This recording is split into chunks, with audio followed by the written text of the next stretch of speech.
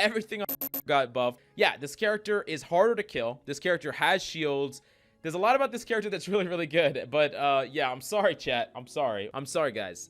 It's still a C-tier pick. In this video, we're breaking down the new Season 6 support tier list, talking about all the best and worst supports in this new season, including the new one, Ilari. So we're gonna break it all down and talk about how each character fits into the meta. But my question of the day is, if you had to change a tank or a DPS to a support, who would it be and how would they be different? Let me know down below. Now, the first character that we gotta talk about is Baptiste, and Baptiste really hasn't changed much going into Season 6. He's about in the same place in the meta, and he's about the same effectiveness. I think overall, Baptiste is just a really, really solid character, consistent value. He plays into a lot of different compositions. He's especially good in brawl and poke compositions, being able to consistently keep up someone like a Ryan or a Zarya or even a Ramatra, or he's really good with characters like Sigma, being able to output a lot of damage himself. Overall, I do think that Baptiste is always going to be a decent pick, but he might not be the best pick for every single situation. But for ranked, you're always going to be able to find value with consistently high damage. You have your self-heal, so you're hard to dive, your immortality field to save people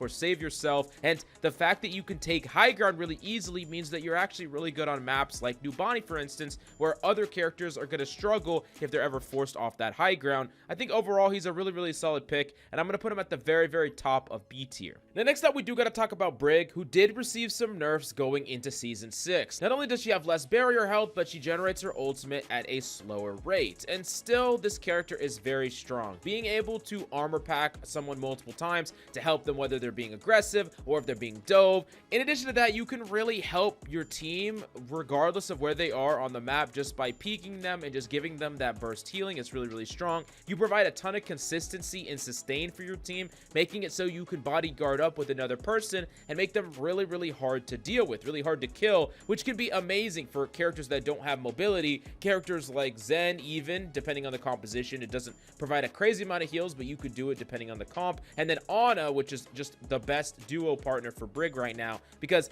Anas that just don't get pressured and don't die are really hard to kill, and Brig can enable that. And on top of that, Brig is going to play really well with characters like Cassidy, for instance. Any character that wants to brawl, she's going to play really well in.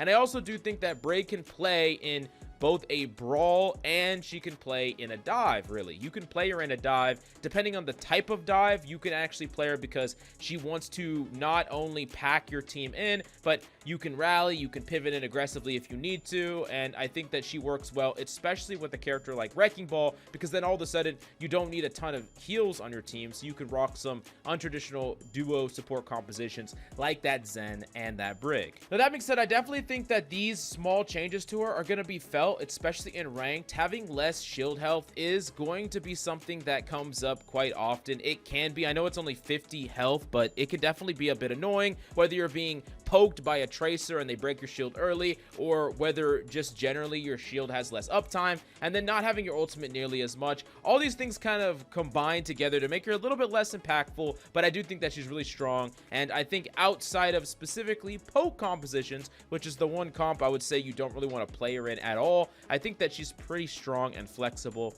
I'm going to put her at the top of B, kind of alongside Bap. I think they're both really, really good, depending on the comps you're playing them in and your skill set on these characters. Now, next up, we got to talk about Ana. And Ana didn't get any changes in Season 6, but she did get changes in the midway through Season 5. And still, this character is the most picked character in the game right now. Consistently played, consistently strong, and is just one of the best characters you could possibly play in ranked. Not only is Nano just really good at ensuring some combos that just win fights outright. Maybe it's Nano Blade, maybe it's Ramatra's ult with Nano Boost. There's a lot of different combos that are really, really good with Nano. Ana just provides so much value with both her sleep and her nade. You have burst damage, you have burst healing, and I know that those things are nerfed compared to what they were before, but the fact that it has no range drop off means you can play from really far away. The fact that Ana gets to have abilities that can win entire fights by themselves, I mean, this character is so strong, and her only weakness is her lack of mobility, which you can easily make up in a composition, whether you have that Brig or another support that's peeling for you, whether you have a DPS that actually looks out for you, whether you're duoing, or maybe you're just having really good position where you're playing around natural cover and you're playing to your effective range, which is really far away because you can be effective from far away. Ana's just amazing. You're definitely going to be playing against an Ana consistently. You're going to be having Anas on your team consistently. And I would suggest grinding this character, playing this character. Very, very strong. Plays in pretty much any composition, whether you're playing dive, poke, or brawl. She can play in all of them, especially in ranked. I think I'm going to put her in the S tier. She's just that flexible, that good. And yeah, she's just amazing. So what can I say? Now, the next character that we got to talk about is Kiriko. And all of y'all probably know what I'm going to say about Kiriko, because Kiriko is more or less the same as she's always been. And the thing about Kiriko in particular is she doesn't really have any weaknesses. We talked about how Ana has very powerful utility, very high damage, good heals, and the only weakness on Ana's kit is the fact that she doesn't have mobility. Well, Kiriko has that, and she still has powerful utility, powerful damage, decent heals, and I do think that overall Kiriko is just one of the most powerful characters in the game, flat out. You get to play in any composition. Now, of course, you're going to have to swap up how you play. You're playing dive, you can go in and dive in with your team. You're playing poke, you're just spamming from distance, looking for opportunities to make plays. And when you're actually playing a brawl, you can take these wider off angles, teleporting to your team when you need to. But the thing about Kiriko that's so strong for ranked in particular is when your DPS are taking these wide off angles, they're trying to control these off angle lanes, you can go with them. Your DPS is in a fight with another DPS on an off angle. You teleport to that DPS, you Suzu your teammate, heal them, fight the other person, y'all kill that person, y'all got a pick. Now y'all both have the off angle, y'all both can press and start doing damage from an off angle. You're just gonna win the fight. And Kiriko gets to pick and choose, kind of similar to how I talked about Brig, where Brig gets to armor pack certain things on the battlefield and help them. Kiriko can take that a step further, not only providing heals, but invincibility for a small window of time and damage. She can do this, and she's super hard to punish. With Kiriko, you can take these wide off angles, you can challenge people straight up, and even if things don't work out for you, you can always just run away. And I do think that this character is just an amazing duo partner to any other support in the roster. She's really strong. She's just one of the best characters in the game, and I definitely got to put her in the S tier right alongside Ana. Just that good. Now, the next character that we got to talk about in this video is Zenyatta. And yes, the Zenyatta nerfs that kind of hit him a while back with his range nerf definitely hurt him, but this character is a bit underrated right now because he's just still incredibly strong. The fact that you can consistently discord tanks, yes, you have to play a little bit closer to them, but still, most tanks you're going to be able to. You're going to keep them discorded. You're going to be able to apply a ton of pressure. You're really good at just providing damage-based value, which is really what you want to do a lot of the time on supports. One of the ways that Zenyatta just hard carries a game is because he heals people that need to be healed, like divers and DPS, enough, but then he adds a whole extra amount of damage and spam and pick potential to your team, which is just really strong. And even discord aside, the fact that you're constantly outputting damage, the fact that you're a lethal threat by yourself, and the fact that Zenyatta is kind of like just another third DPS, almost like a partial DPS, in addition to having auto heal on himself, in addition to having heals and enabling certain divers and certain DPS that are trying to take off angles, he's really strong. Now, he still does have that weakness that Ana has, probably more so, in the fact that he doesn't have mobility and he can be easy to kill and target, but there are characters that can kind of look out for him and strengthen him, and you got to understand that if you're playing in a duo or you're setting yourself up to where you can get peeled out if you get dove or whatever the case may be, then you're just going to carry fights. Oftentimes on Zen, it's like if you can live, especially up against a comp that has divers, up against a comp that has characters that threaten you, if you can live, if you can just live, you'll win the game. You'll win the whole game if you can not die consistently. And it's just that's how strong this character is. And I really want to make it clear that I do think that Zen is still one of the most powerful supports in the game. Now, another thing I want to make it clear about Zen is he's really good in poke. Like, he's better than characters like Kiriko, even Ana and Baptiste in poke. Most of the time, he's just going to be able to add some constant pressure from range. And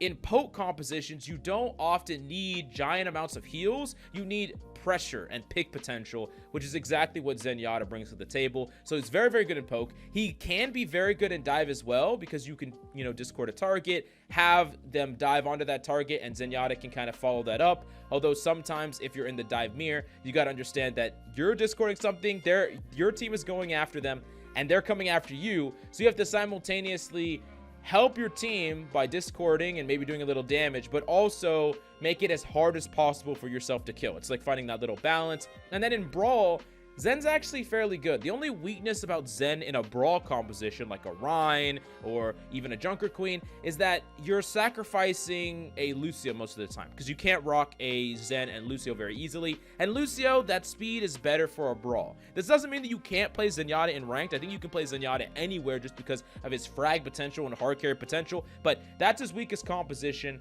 While some characters like Brig are really good in brawl and decent in dive, I think that Zen is really good in poke and decent in dive, but pretty bad in brawl. So I'm still going to put him in the A tier though.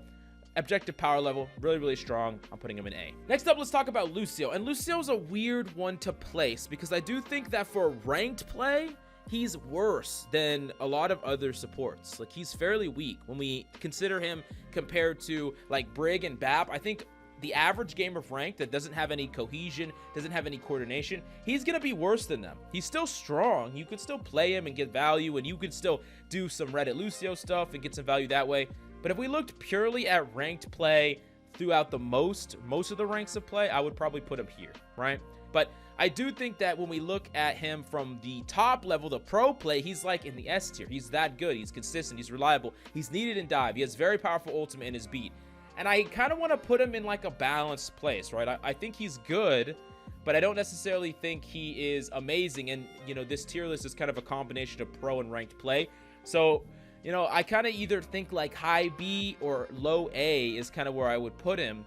But yeah, it's really going to depend on your expertise on the character, how comfortable you are. And keep in mind, this character does not play in a poke. Like, he's really, really bad if you're playing with the Sigma. If you're playing long distance, I would not suggest playing Lucio at all. If you're going to play him, it needs to be in a brawl or a dive at all. You want to kind of synergize with that and go in with your dives. Go in very aggressively with your dives. Enable your tanks a lot of the time. Peel sometimes, you know, protect. There's certain characters that we talked about like Ana, that if they can stay alive, they get a ton of value. You should be looking to try to protect these people as well. And I do think that it's really going to depend on your own personal skill how far you could take Lucio. I don't think he's the easiest way to get value, but he definitely has value to give if you know what to do and how to adapt your playstyle. Now let's talk about Lifeweaver. And I do know Lifeweaver did get a huge, humongous buff. Everything on Lifeweaver got buffed. We're going to throw it up on the screen right here. And yeah, this character is harder to kill. This character has shields. There's a lot about this character that's really, really good. But yeah, I'm sorry, chat. I'm sorry. Or I call you chat, but I'm sorry, guys. It's still a C tier pick. Now, it's not of F tier anymore. It's risen up from F tier, which is something. But I've consistently said that this character's abilities make no sense and it doesn't do any damage. And so damage is super, super important on a character. I want to make this clear that if your support does no damage, it needs to make it up for in something. There needs to be some kind of compromise. Mercy doesn't do damage. She has damage boost, which makes up for the fact that she does not have damage herself. Characters like Brig can do damage to neutralize things, not long distance damage, but she's really, really good at neutralizing things when they come close. She's really, really good at protecting things. Everything else in the roster does damage. All the other supports do damage, and Lifeweaver just doesn't do a lot of damage. He does almost no damage. Very, very, very little, especially from range. In addition to that, I've consistently said that Life Grip is so much worse than almost any other type of support utility. We think about Immortality Field. Life Grip is worse. Suzu, Life Grip is way worse. These abilities are not even close. Life Grip takes away your entire tank space. Life Grip is something that you have to very, very perfectly time at the most optimal time, and even best case scenario, you're just saving one person and you're not getting any value from it. Like, I think the best possible case scenario is your teammate goes into a situation where they kill someone and they would have inted, but then you pull them out. But this is only going to happen to someone that intentionally ints. Like, they're already either making a really, really bad mistake. You're not adding to the momentum. Like, instead of that, imagine your teammate was in and they get Suzu'd and they can stay in and they can get kills and keep momentum going. Or they get naded and the enemy team gets naded. Or there's just a million other examples where other utility is better. And I know that some people are not going to agree with this pick, but I'm telling you, Lifeweaver is still just worse than a lot of these other supports. Straight up. I think that you can play him now. I think that you can actually climb with him now, as opposed to before he was just like meh. But he's still worse than all these other supports. I think he's okay. He's playable. You can climb with him, but I don't think that he's meta in any way. And yeah, I don't really like the direction they're moving him. I really do think that he needs like some serious reworks to his kit. And yeah, I really don't think so. And yeah, overall, I think I'm putting him in the C tier. Let me know how you feel about that in the comments down below. Now, we do got to talk about the elephant in the room. We're going to talk about Illari. Now, a lot of people are really hyped up on Illari. I am as well. Very powerful character. You know how I feel about supports that do damage. Illari does a lot of freaking damage, and it's really nice. But she also does a lot of sustained heals with her turret and a lot of burst heals as well. So she just is kind of like the all-in-one package. Now, we already know, though, that developers have already stated that they're looking to nerf her heals, specifically a lot of the heal parts of her turret. They're going to potentially nerf her ultimate slightly, but they're looking to make sure that the offensive aspects of her, the aggressive aspects of her, stay the same, and they're looking to more nerf her sustain. So any changes that get hit to Illari are not going to take away her damage dealing aspects as much, but more about her healing aspects, because right now she does both. She just does it all. And I do think that Illari doesn't really have that much of a weakness, kind of like we talked about,